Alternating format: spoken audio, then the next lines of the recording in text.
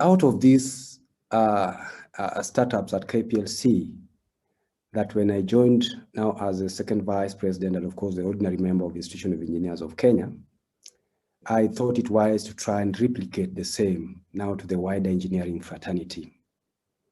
And we did then establish what we call the discipline-based mentorship framework, where we arranged ourselves in disciplines: electrical, mechanical, civil, agricultural. And then we would conduct weekly mentorship programs. For electrical, it has been very smooth because it was started with weekly mentorship programs on Sundays, and then it went into every fortnight. The same was established for agricultural, civil, and of course, agricultural. So out of these mentorship programs, we've seen a lot of outcomes coming out of them. Out of this mentorship framework that we did establish about 3 years ago, we've been able to establish various academies in terms of the disciplines, which has over now 3,000 graduate engineers. And we have a hashtag, which is 1,000 GEs to PEs.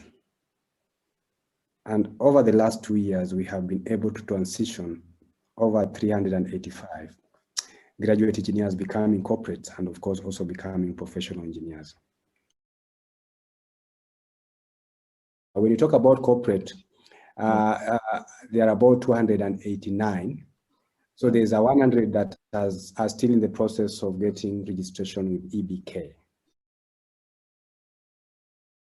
This is an achievement that I must say is attributed to this mentorship, because we invite you to join, we ask you to listen, we then ask you to register. After registration, you don't leave that academy until you start mentoring. And therefore, we are looking at a pool of mentees who will become mentors once they become professional engineers. Out of this framework also, we have been able to establish about 53 trainers of trainers across the various disciplines. And these are the people who are going to sustain this particular framework into the future.